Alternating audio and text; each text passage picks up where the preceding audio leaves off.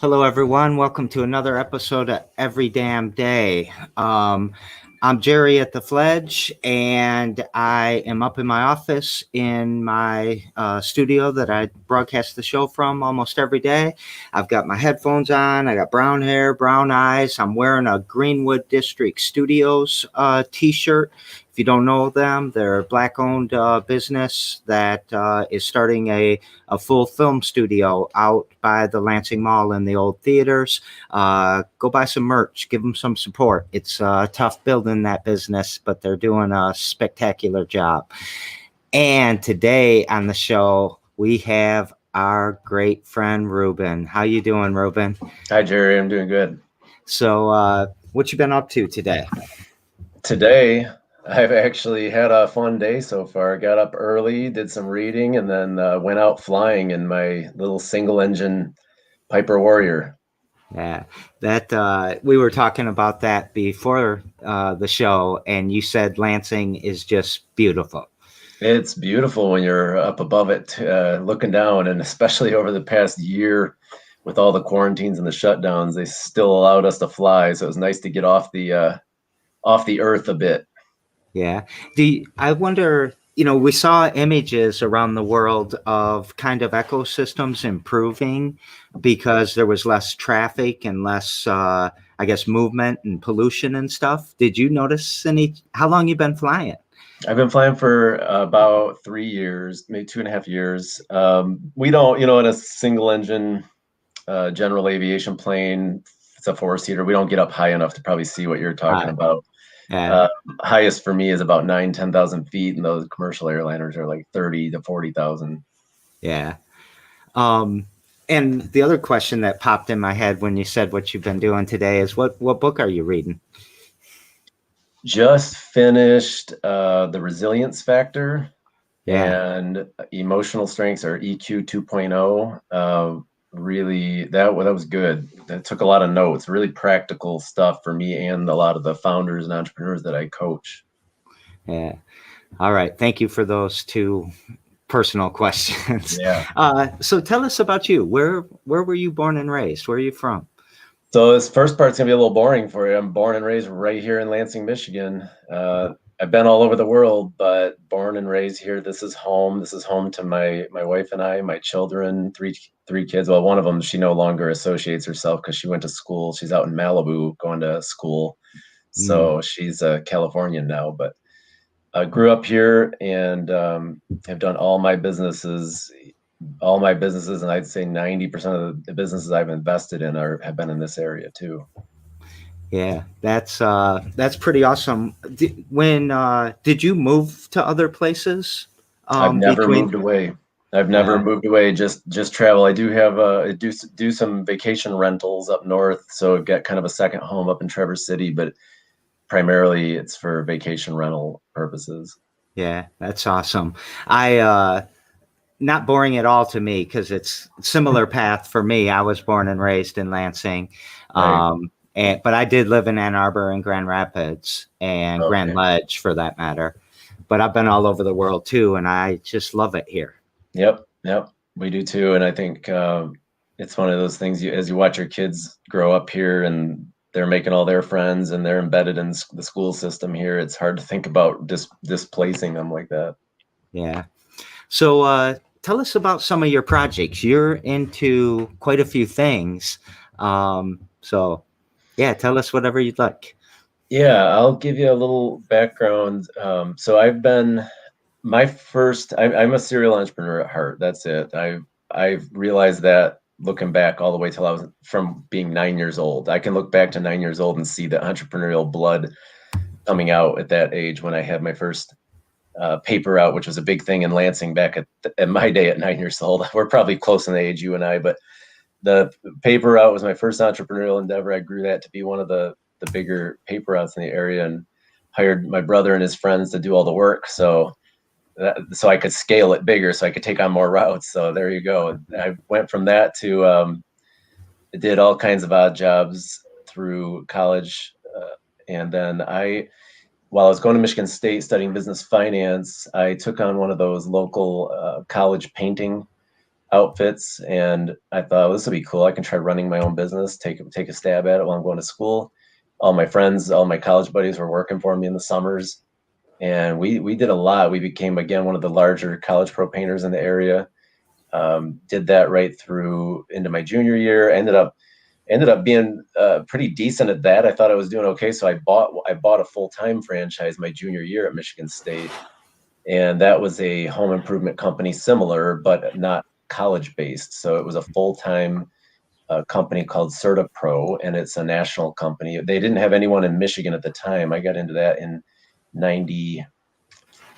That would have been about 97, junior Michigan State, and I convinced them to let me be their first franchisee in Michigan and take that on. And they didn't have a lot of support at the time, so you take it on and you're pretty much launching a startup. Yeah. And it was a high-tech startup at the time, believe it or not. In 97, there was no such thing as contractors and painters going out with laptops to houses and giving them on-site estimates. So that was our new high-tech thing. I was part of the group. We developed the on-site estimating system with a laptop and a portable printer. And those customers who were so used to calling contractors and not hearing back from them for a week would get their instant quote on the spot. And it was a great business. I grew that. We became the largest non-union painting company in all of Michigan by about 2002, about 5 years in. Had about 30, 40 employees, and realized about then that, like, I got in this not because I was interested in the painting world, but I was interested in launching, building, scaling, and trying to exit a business. So I thought, well, I'm 25, 26. I started thinking I want to exit this by the time I'm 30 and do something new. And that was something really important to me, was reinvention. Like, it's just that the concept of being able to reinvent myself purposefully and intentionally, and not have like a job that was ripped out from under me and I had to change careers. I wanted to do it to myself. Yeah. And go ahead. Did you exit that business then? Yeah, so that would have been my first real like business exit. I kind of brokered and sold that by 29 years old, and did pretty well on that. It was right before 08, 09. So a lot of people said that they thought I knew what I was doing. Like, wow, you sold that right in time, because I don't think it would have sold the way it did. The banks were happy to finance it in 05. I think I officially sold it in 05. I stayed on for a little while. And then I had to figure out what I wanted to do from there for reinventing myself. I took the money from that. I did some basic, like, invested in some real estate, put some investments in the stock market, tried to be smart about just setting myself up, my family up for our future. And because that was a big exit for me. And then, but not enough to retire or anything at 29 years old. So I had to do some thinking and some reflecting. And then what I really enjoyed, what was really making me happy at the time, was just having the time and space to kind of think creatively about building a portfolio, not of stocks and bonds. That sounded boring to me. Some of it, of course, but real estate. And then I realized, start buying real estate, I wanted to have some impact with that and get involved in more community stuff. So I started kind of thinking, like, how can I manage my portfolio for a high impact job, make that my job. And then I realized I don't have enough. I'm not that wealthy to manage my own. So I needed some other people to manage too. And I thought, if I'm going to manage mine, I can manage some other people. I'm pretty good with money. So I went and got my financial licenses, my Series 7, Series 65, became a licensed financial advisor, and started bringing on other clients and doing similar with them. Was that before 2008 or after 2008? 2005, 2006 is when I made that transition. And then right into 08, 09. Yeah, fun years to be a new financial advisor, right? Yeah. Were people mad at you? Oh man, I remember I didn't have a lot of assets under management. Yeah, I might have been managing 10, $15 million of just total assets for people at that point. Maybe 50 families or something. But yeah, I remember the phone calls. I remember being 24/7 on call during that time. It was a rough time, and people were pretty shocked when things were down 40%. Yeah, it was a horrible time. Yeah. So, but we recovered from these things, right? Yeah. Do you think that made you stronger? I learned a lot. I definitely learned that my job, whether you're a financial advisor, a coach, mentor, anything you're doing, I think that one of the things I learned is that we go to work when times are tough, when people are scared, when fear's in the air, that's when leaders go to work, right? Mhm. And so I just remember thinking I had to be engaged all the time during 08, 09, and even into 10. It was pretty scary. It didn't like recover really quick right there. Right. But the hard part for people that I was working with was that everything was down. Their business values were down, their investments were down, their real estate was down. It was hard to find a sector that was positive at the time. Yeah.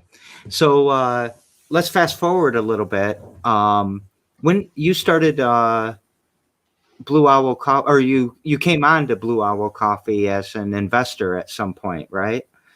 Yeah, When? that started because about 2000, see, somewhere around 2015, another financial advisor and I, we joined our financial wealth management practices together. We realized we had a lot of good reasons to work together. I won't go into all of it, but we were just a great match. He brought a team, I brought a team. We joined our practices together. We started Washington Avenue Advisors, and that was pretty simple. We couldn't think of a better name, and we always operated on Washington Ave, and we love downtown Lansing, so why not? So we started Washington Avenue Advisors, and then we were looking for office space for ourselves because we were renting at the time. We wanted to buy something, so we started looking in Rio Town. We could tell Rio Town was up and coming, and there was, Board of Water and Light had put a good amount of money, and LEAP was involved, and so we kind of sight unseen. We just saw we found a building for sale. We bought it. It was cheap enough. We didn't realize what we were getting into at the time. We were like, "Why is this building so cheap?" Well, then we saw it. And we were like, "Oh, that's why it's so cheap." Once we saw it, we got an architect out there. This is what is now Blue Owl, the original Blue Owl Coffee. That's the first building we bought. We thought we were going to put our office in there. And when we realized it really wasn't the right fit for the office we imagined, we started talking to the community. A lot of the people down there probably. We started just reaching out and saying, well, what should we put in this corner? We were starting to engage the community, and we really enjoyed Rio Town. And the thing we kept hearing was we would love a good craft coffee shop. No chain, a good local craft coffee shop. So we put the word out, and through an Uber ride, we found our partners, Nick Berry, Rich Whitman. Those are the guys that run Blue Owl. It was their vision. My partner and I funded it and provided the space. Was that Nick that was the Uber driver? Nick Berry, yeah. Yeah. Yeah. So I wasn't the passenger. It was actually Travis Stoliker that was the passenger. And I was talking to Travis one day. I said, we want to put a coffee shop right next to your Saddleback there in our building. And he said, well, I just met this Uber driver who wants to put a coffee shop in Rio Town. That was it. Perfect. Do you find that serendipity a lot? I do. And I think that's an important thing to be. I think you've got to be, your mindset has to be positioned and receptive to that kind of thing for it to happen. It's kind of the old Earl Nightingale concept, the strangest secret. But for that serendipity to happen, I don't think it happens to everybody, because you've got to be open and aware and receptive to it. I forgot I listened to Earl Nightingale tapes in my old beat up car for so long. I love that guy. Remember the voice? I do. Yeah. It brings back good memories. Yeah. But I forgot. I always think about serendipity because of my environment, that, there's diversity in large numbers, and just it's bound to happen. But there is that part of, I guess, my mind and your mind and other people's minds, that you have to at least be able to receive that and be perceptive of it. I sort of forgot about that. Thank you. Yeah, it's a good one. Yeah. So tell us some more, because you've got some cool companies now in your portfolio. You've got a cool project you're doing that is not making you money. I got a few of those. In particular, I was talking about StartupGrind. Yep. Your so volunteer. Just to bring it all up to today, what happened is, about, for me, around 2005 to 2015, almost 10 years, I stayed really focused as a financial advisor. I started realizing how much I loved helping people with their financial roadmap and getting on track for their goals and whatever experiences they wanted to have in life. I really took that to kind of a values-centric financial planning program I helped create, and it was I really enjoyed that. So about 10 years, I just did that, and it created good cash flow for me. But then that entrepreneurial blood just wouldn't stop boiling, and it came back hard and fast. About 2015, I started loosely angel investing. I didn't really have getting in to be about 40 years old, didn't quite have the energy to launch another business, but I definitely couldn't get away from wanting to be involved. So started doing some coaching and mentoring at MSU with you there at the Hatch and the Tick and the startup weekends, started meeting so many brilliant young entrepreneurs, and that just kind of lit it up for me again. And so I invested in about 3 or 4 right away. A couple failed pretty quick, and then I realized these younger founders, I enjoy working with them. I love it. They're brilliant, but they don't have the business experience. They've got a solution. They've got a problem. They've got a solution. They can solve it with software and with their brilliant vision, but they couldn't just run the day to day. They didn't know how to launch and scale a business. So I talked to a couple former colleagues and partners, and I brought together a group and I said, let's start a venture studio. Like, we didn't actually know what to call it at the time. Today we call it a venture studio, which is a concept I don't think people are familiar with here in the Midwest. In the Midwest, we think it's angels and VCs, but in the middle is what's called a venture studio. And that's like, we actually will invest in early stage, but more than our money, we invest all kinds of expertise, time, resources, and our relationship capital to help them get their fundraising done, to help them launch their business. We've worked very closely with Lingco Language Labs. That's Seth, who we met at MSU when his idea was just launching, and we've partnered with him really deeply for the last 3 years, and he's got a lot of traction. He just graduated Techstars. We helped him close his pre-seed round. So Lingco has been a big one. Blue Owl Coffee, we helped them expand to 3 locations with plans to do more, but COVID put a pause on that for retail. And then at the same time, COVID accelerated Lingco. So we had one kind of pausing and one accelerating, because Lingco is online learning, and on-demand or online learning has been a big thing in demand. And then I took on Shay Manowar, Shay, and on them. They talked me into taking on the director role for StartupGrind. They were relentless, and I can't say how much I've enjoyed working with them and getting StartupGrind, just growing that community of entrepreneurs. That's been fun, and I'm still learning how to do it. We're going to we've got some cool events coming up for that, actually. Yeah, I wanna start attending StartupGrind. I took a few years off after David Smith left it. Hard to fill his shoes, but I'm working on it. Yeah, he's a good guy.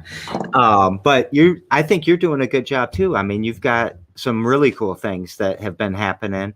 And when do you think we'll ever be able to get back together for a StartupGrind? It's funny. My first one was this past October. And do you remember there was like the lull in between where everything was shut down and then they reopened? And so right as they reopened, we did our first one, and we did the first 10 people to sign up got to come in person. We did it at our office down in Reotown. We had a pretty well-known comedian entrepreneur come on. She came from LA, and she flew in and did our first event. She was there live. We had 10, 12 people live because we had to have it socially distant, but it was a great event. And then everything shut down again, so all of our next events have been virtual. So December, January, February, March have all been virtual. I'd love to see us live again. We're hoping May. We've got Tim Colonies lined up in May, and he wants to do in person. Yeah, I can't wait till we get back together. I don't know. In my thing here, I put in my Moderna as one of my pronouns right now, because I think we're all going to be asking each other what shot we got and teasing each other about the side effects of each other's shots, Right. So, but I hope that we are back in May. I hope we're safe, but I hope we're back in May. Yeah. We don't want to start up and shut down again. No, we got to do it smart, and I think everybody's learning to be patient. That's the resilience factor. We've all, whether you've read about resilience or not, we've all taken on more resilience during this last year. Yeah. What would you say your mission is?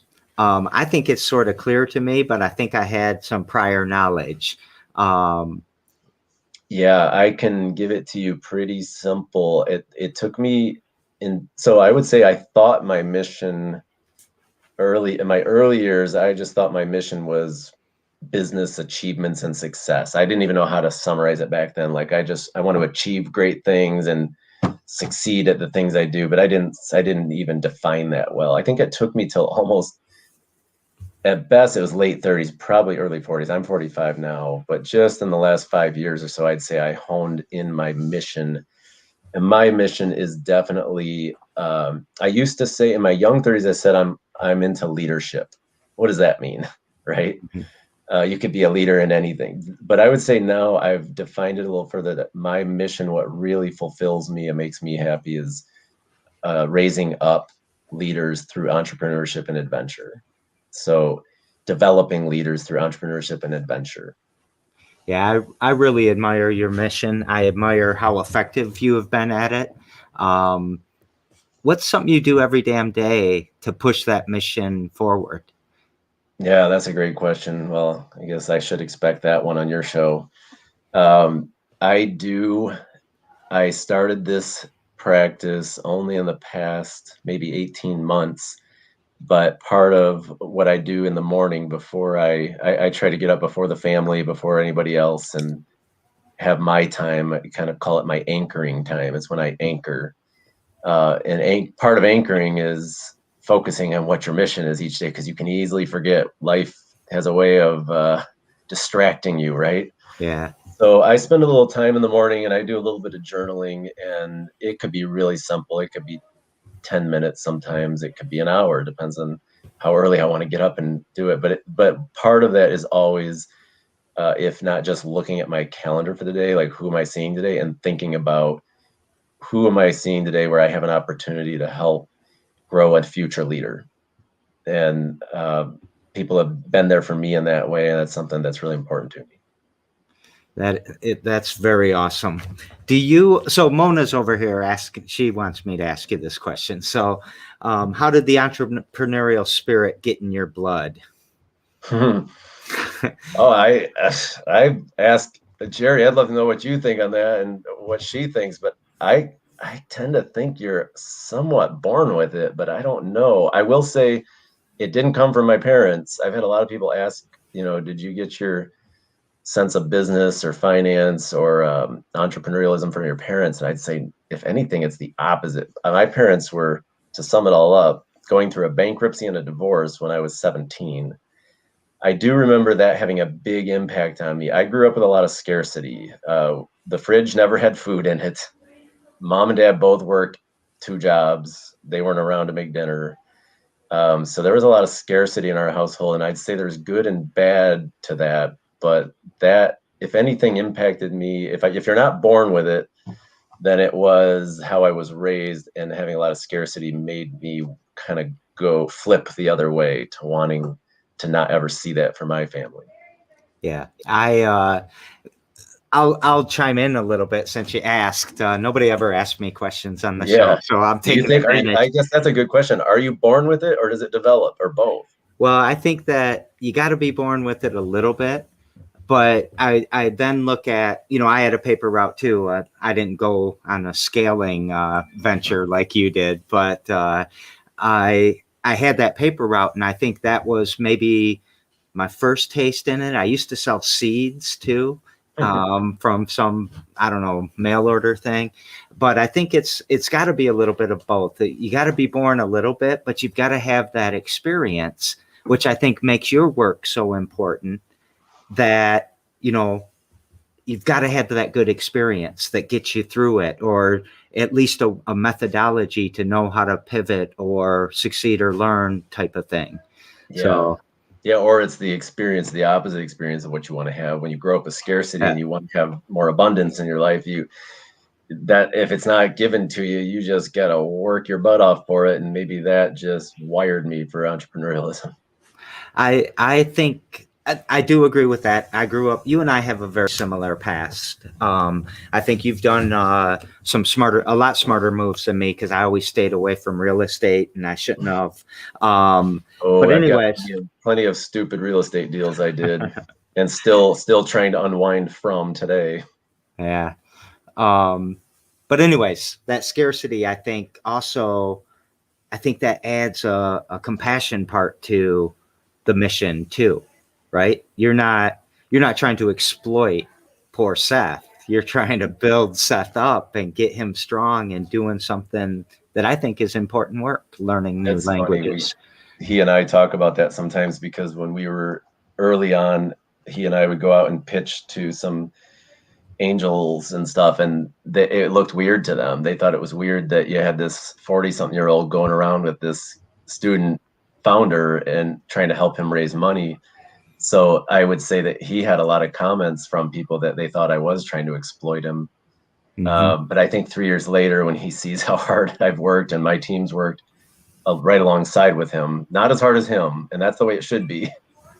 He's working harder, but I don't think he would. I think if he were here, he would tell you there's anything but exploitation here. We're working hard with him, although we do expect to make money. Yeah.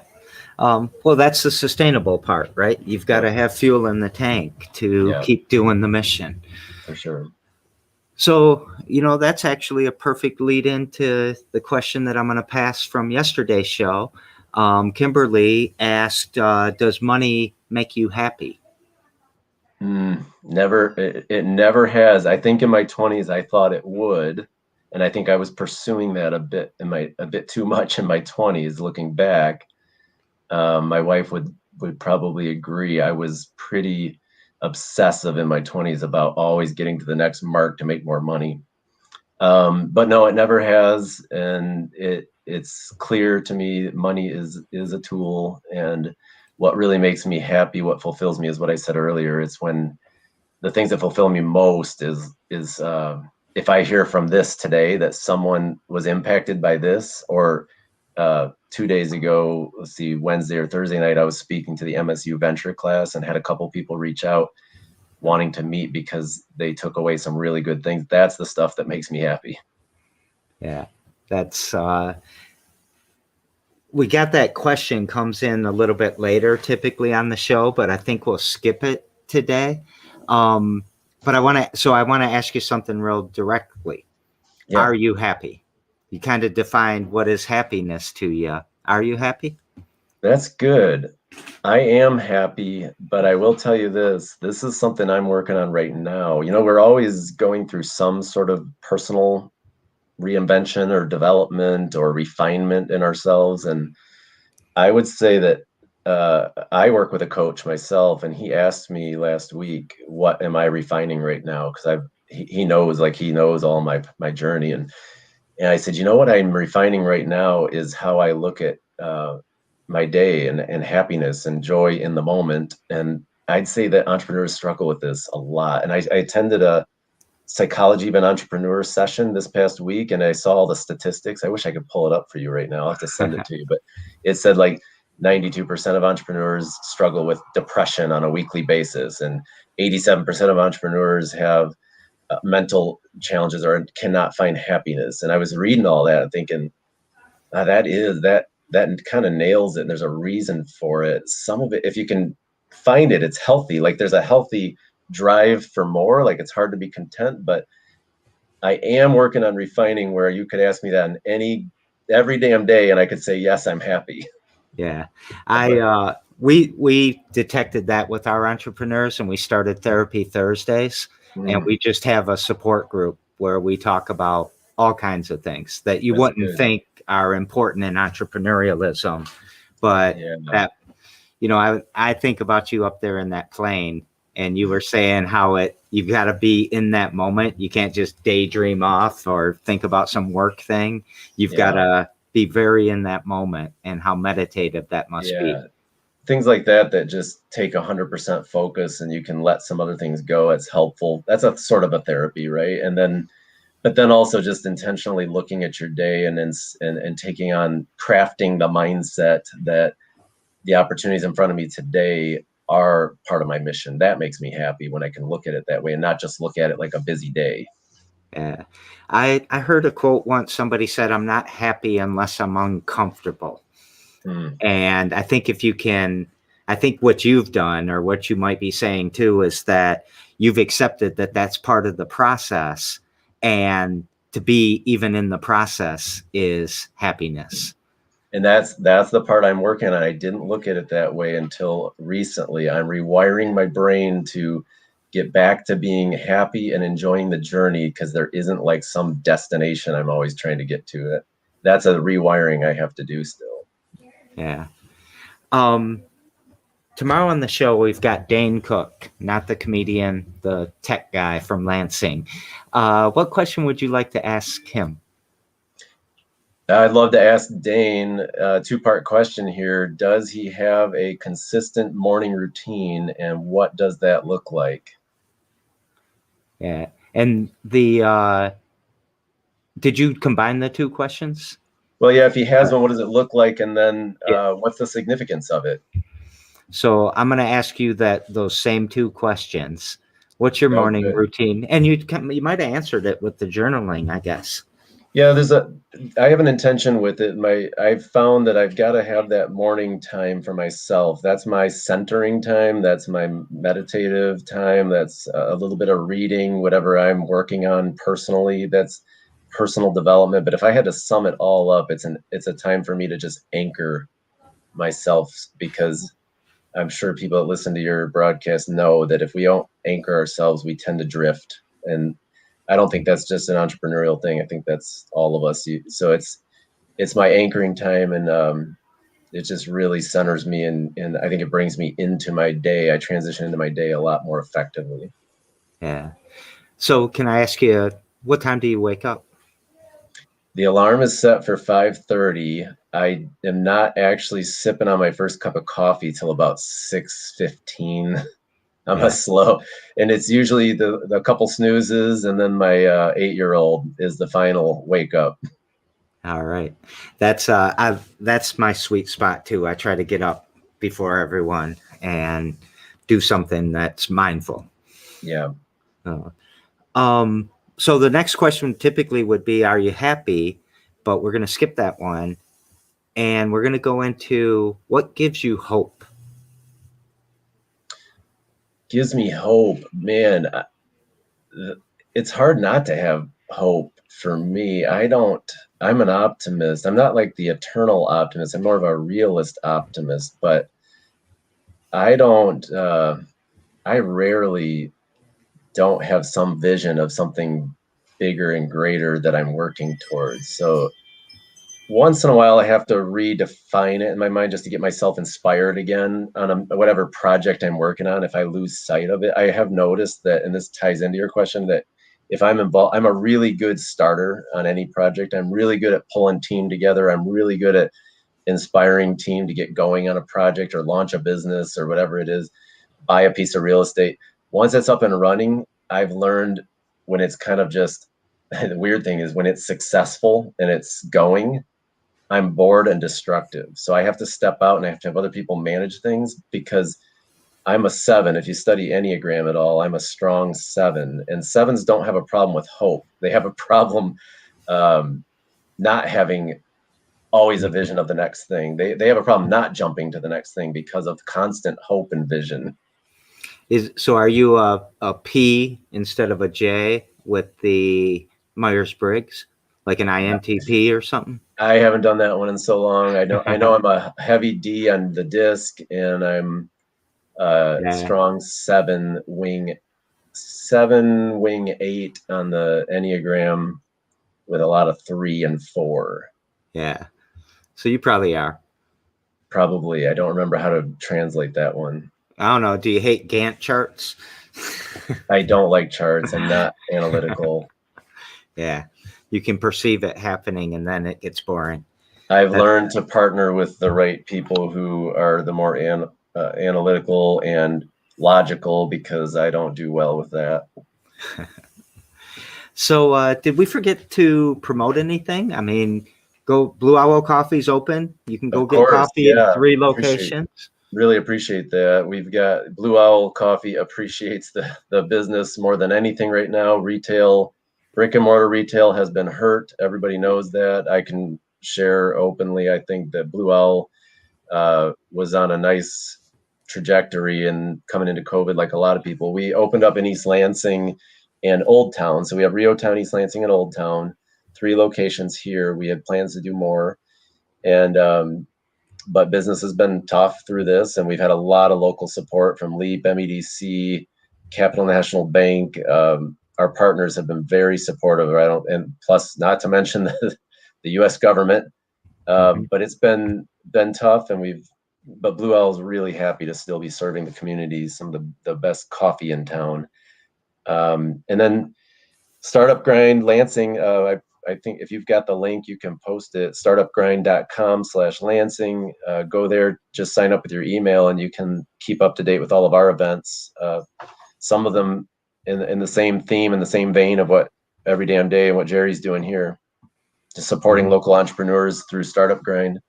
And then Washington Avenue Ventures, if you have a startup or if you want some advice, we're always here for guidance and free advice. That's a wa.ventures, really simple website, wa.ventures. I got it here. So I really love that term, venture studio. I don't think I've heard that term. I knew what you meant almost immediately. I bet you did. The Fledge has got to be more kind of a venture studio. Well, you got me thinking. Yeah. I would love to talk to you more about that sometime too. Yeah, look it up. I only recently started to understand our identity at Washington Avenue Ventures, because we're not angels and we're not venture capitalists. We're the venture studio. That's that space in the middle, and I think you're going to hear more and more about it. It is a thing out west, and it's a big thing in Europe, but it's not. Nobody knows about it here yet. So maybe you and I can get the word out more. Yeah, I love it. Okay. Anything else that we forgot? No, I think covered a lot there. All right. So I think you're impressive. I think everybody, that runs into you and works with you thinks that you're impressive.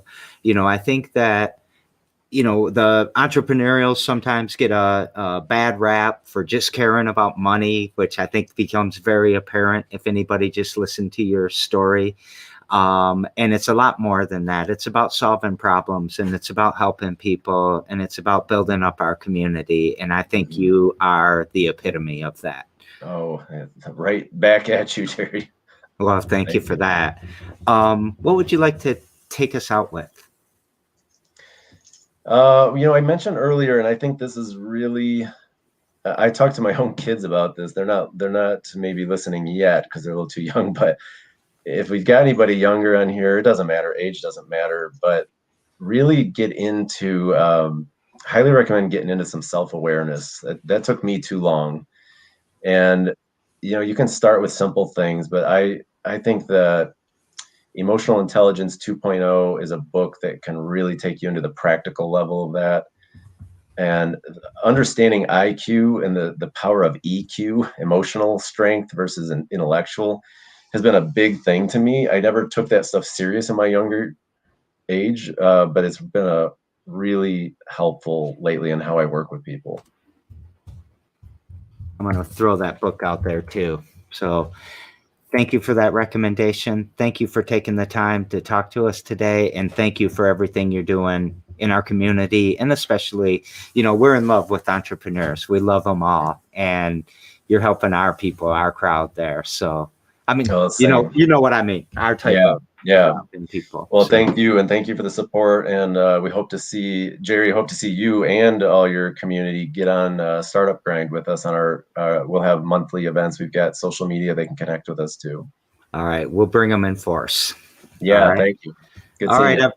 Everyone, every damn day, every day at 2 p.m. And we will see you later. Thanks, Reuben.